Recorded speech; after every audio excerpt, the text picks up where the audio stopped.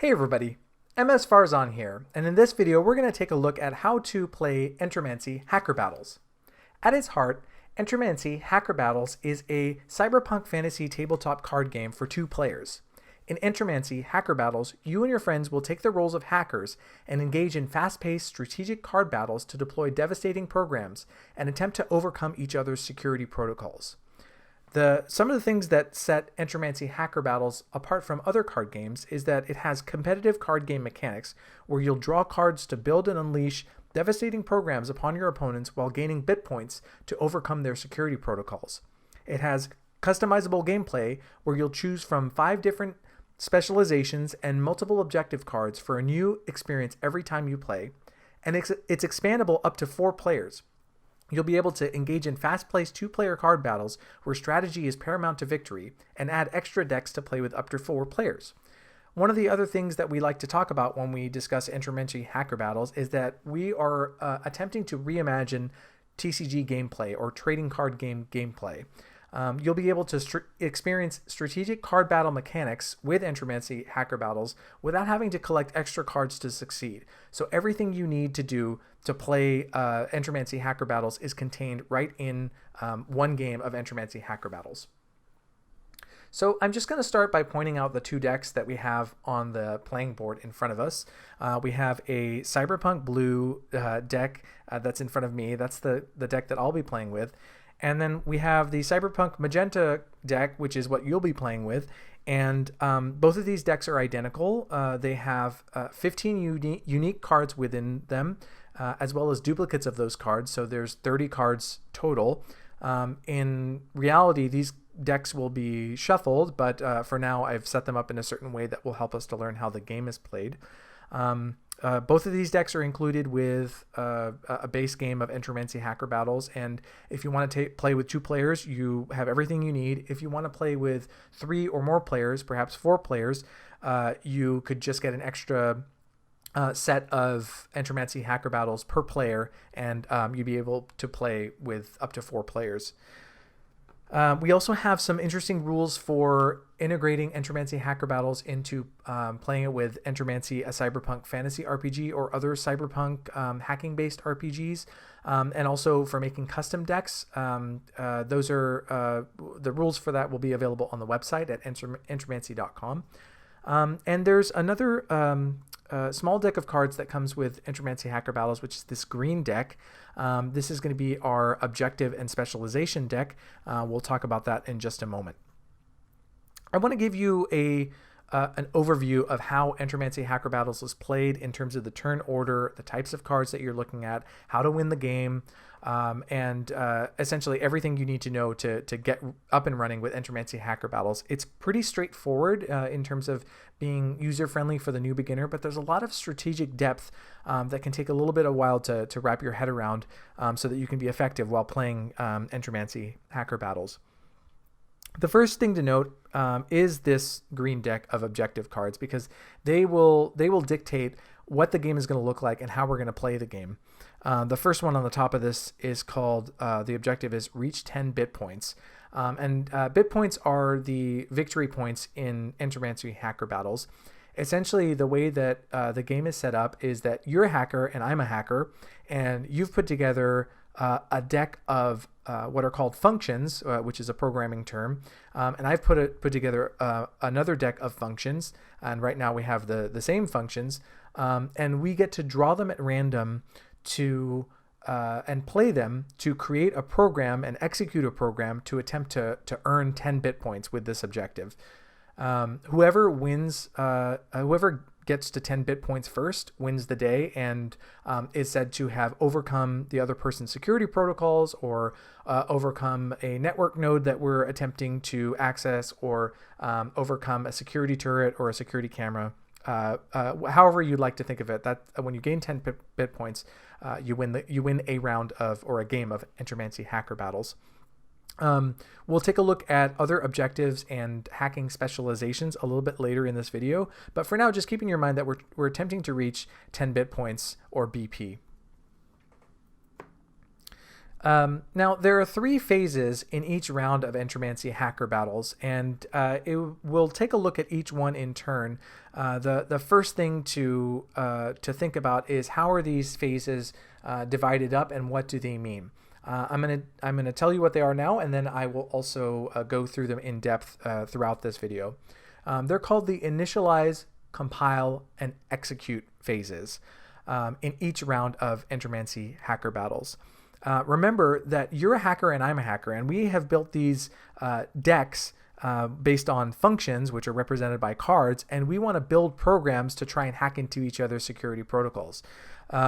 So when I initialize the first phase in each round, when I initialize, that means I'm going to draw 5 cards from my deck, right, which, as I mentioned, they're randomized, but right now I've unrandomized them so they can help us learn how to play the game.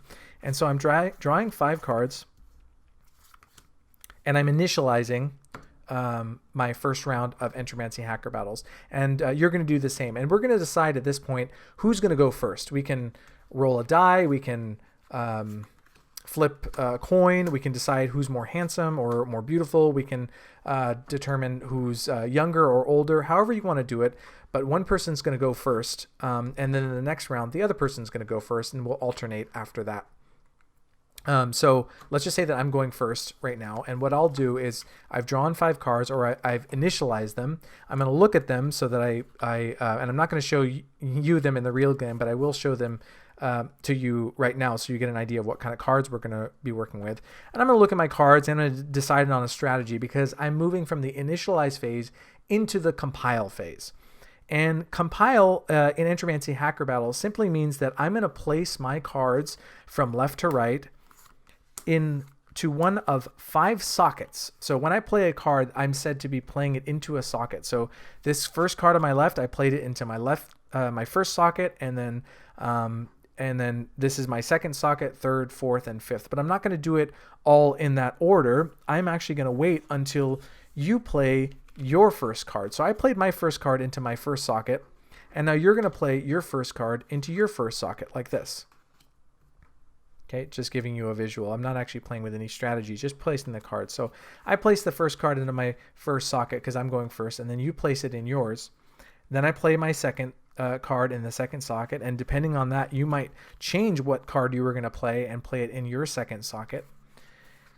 And then I'm going to play my third card. You're going to play your third. I'm going to play my fourth, and you play your fourth. And then I finish out by playing my fifth card, and you play your fifth card. So now I've played my 5 cards in my 5 sockets, and you've played your 5 cards in your 5 sockets. That's called the compile phase. When we've done this, that it's said that we've completed our compile phase and moved on to the execute phase. We'll get to that in a moment. The important thing to note is that each of these 5 sockets has a value. My first socket has the value of 1. My second one has a value of 2, 3, 4, and 5. Yours has the same. So you have your first socket, 2, 3, 4, and your fifth socket is its value is 5. When I play a card, or when I play a function into that socket, I might get the benefits of whatever's in the description of this card, but I also might have to wait until the end of this compile phase for that card to take effect. And you'll know what that is based on what the card text says. Everything that has to do with bit point, accrual, or depletion, meaning if I'm going to get bit points, or if I'm going to lose bit points, or if you're going to lose bit points or gain bit points, that's all going to happen at the end of the compile phase during the execute phase. So when you see a card that says, for example, this card says double the amount of bit points that you gain this round. That means that doesn't take effect. That doesn't come into effect immediately. That comes into effect at the end of the round. That's going to be important because we're going to look at the execute phase in just a moment, and these cards might move around. You might steal one of my cards, or I might deactivate one of your cards. We'll see how that works. So I'll give you an idea of what each of these cards means so that you have an idea of how the game is played. But suffice it to say that when I play a card into a socket, and remember I play them from left to right and you play them from left to right sequentially, I'm strategically placing them because there might be a reason for you to try and steal that card, or there might be a card that you might be playing later that I want to avoid placing my card in a particular slot. So we'll take a look at that. But the other thing I want to bring your attention to is this concept of variables. You'll see on this card, this one is called Boolean, that the variables earned when I place this card are, I gain one variable essentially. Variables are another resource that we'll use to enact our specializations, or to discard cards and to do other things with them. So just keep it in mind that when I play a card, I might get the effect that happens on that card, and I will gain the variables that are on that card, but I will not gain the bit points that are on that card until the end of the compile phase when I execute my program. Essentially, we're building our programs from left to right and you from left to right, and then we're going to execute them after we're done with the compile phase. But before we get to the execute phase, let's talk about these cards in turn. Like I said, I've strategically put these cards together so that I can explain a little bit about how the game works. And so the first card that I am placing in my my first socket here on the left, this card is called Boolean. And I'll try and hold it up to the camera so you can see, although I can tell that it's a little bit fuzzy. So I'll read it to you. If there is another Boolean in play during the execute phase, lose 2 bit points. If there isn't, gain 4 bit points. And the variables that are earned when I place this card are 1. So what does that mean?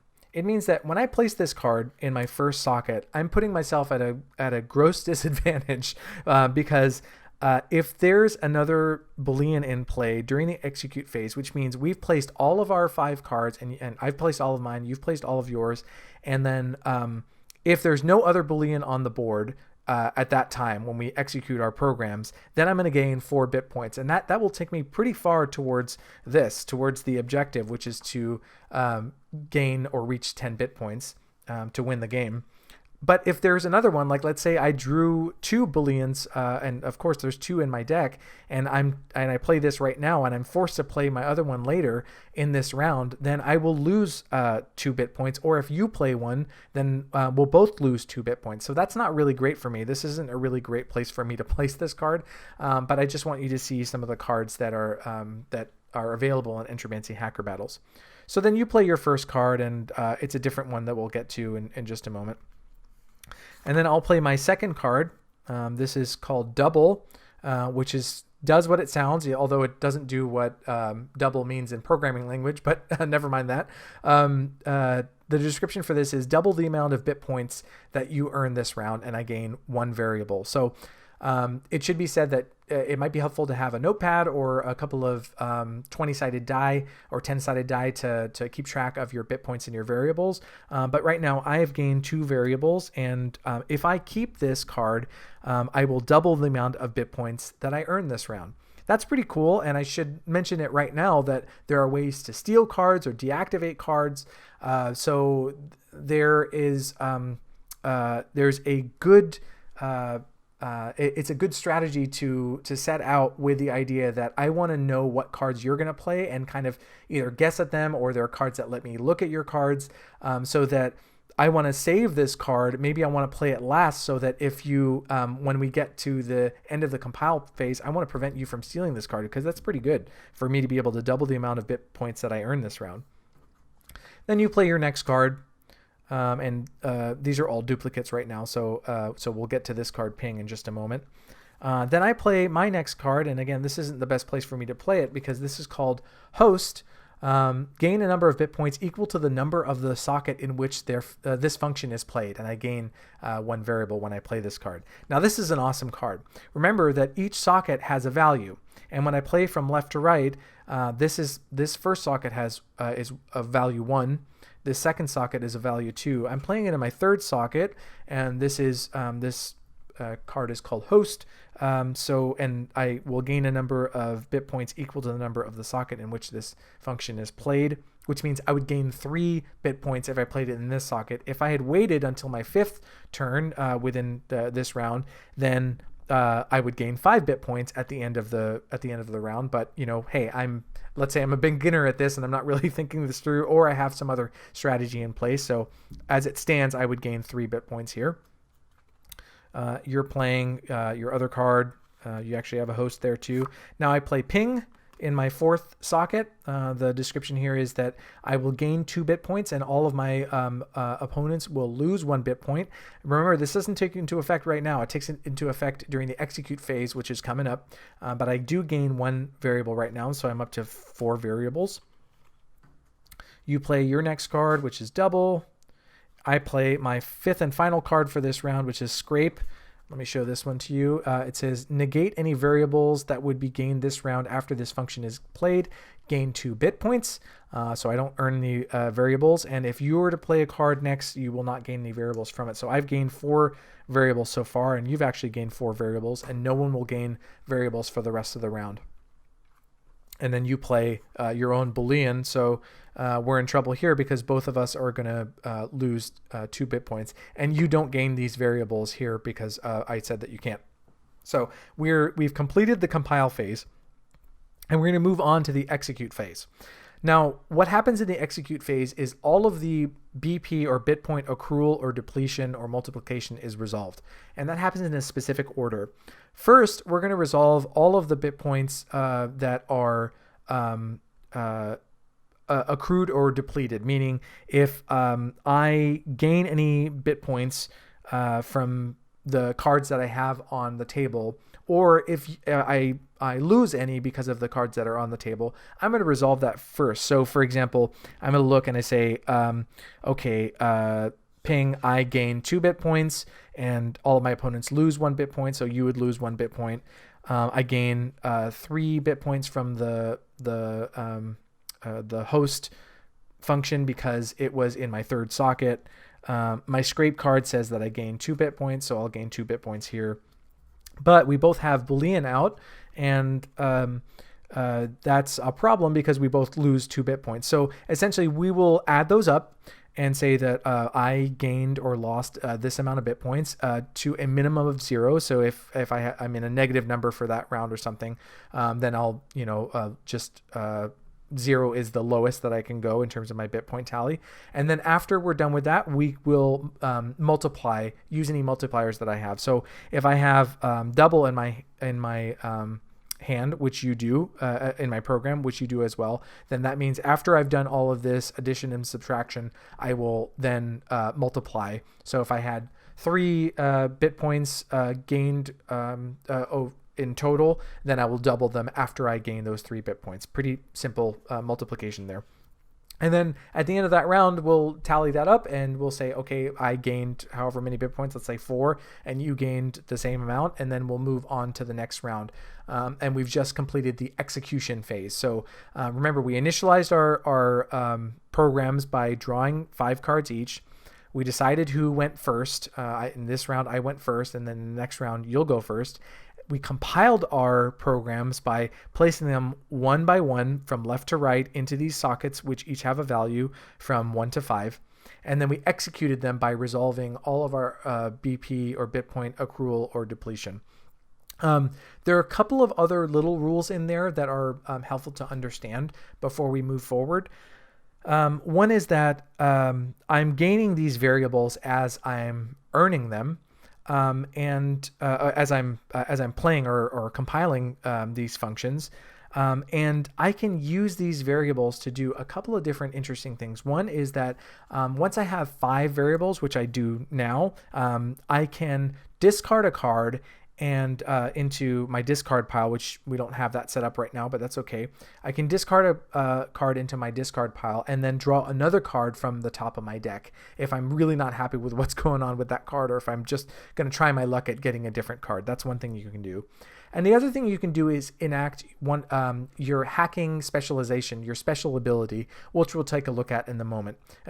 Just note that I'm gaining these variables as I'm playing these cards, unless a card like this, Scrape, is played, which says that nobody's going to gain variables after this card is played. One other thing to note is that you can play deactive cards, or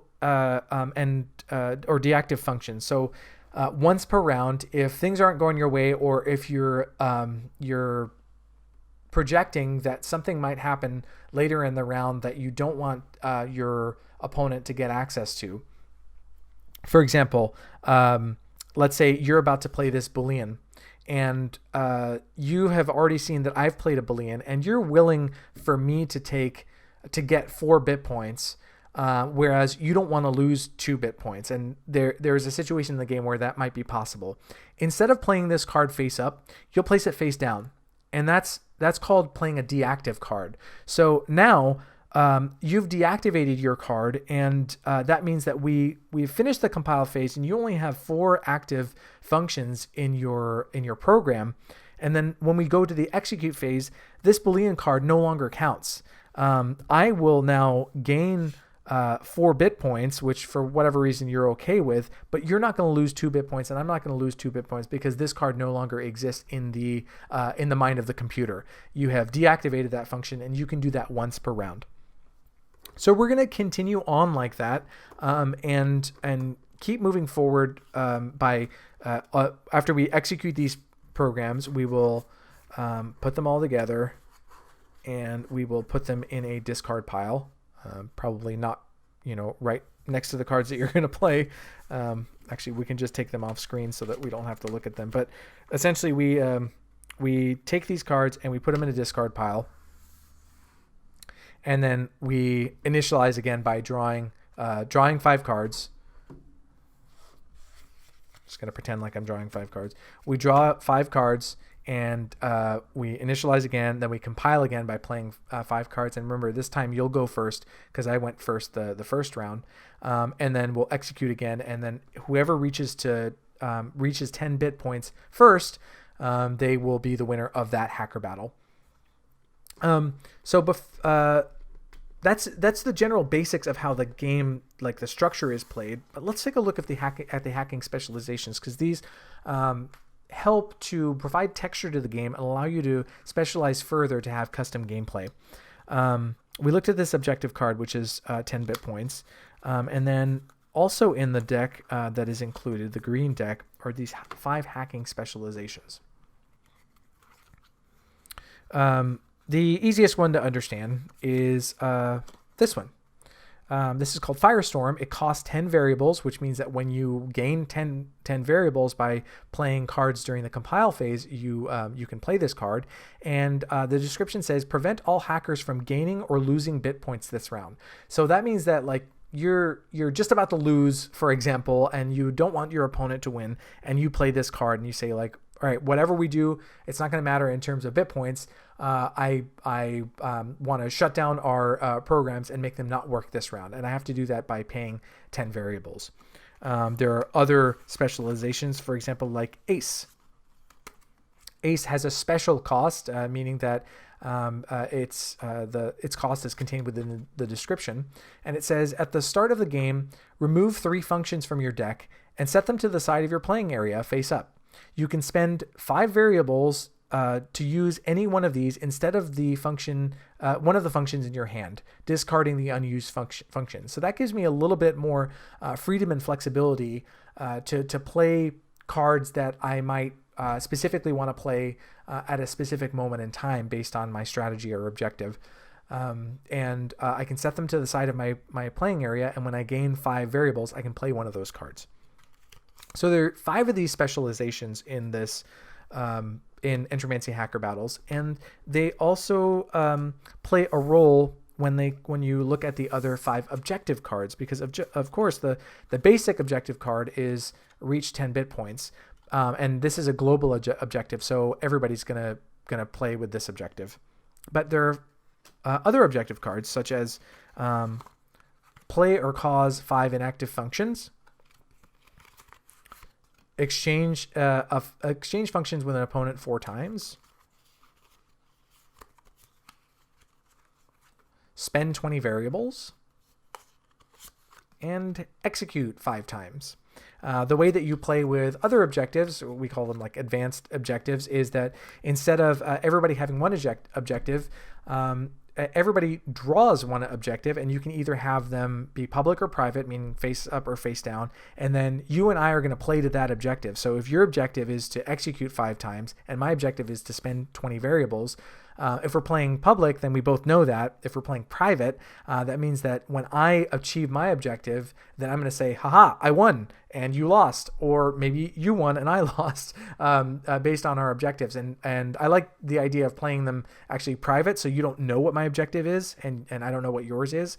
But that adds another layer of strategy for the game. It can get pretty complex pretty fast, especially because of the different specializations that are on offer and some of the cards. For example, I won't go through all the cards right now, but Echo is a card which allows you to reveal the top 3 functions of a deck of your choice, and that happens right as you play the card.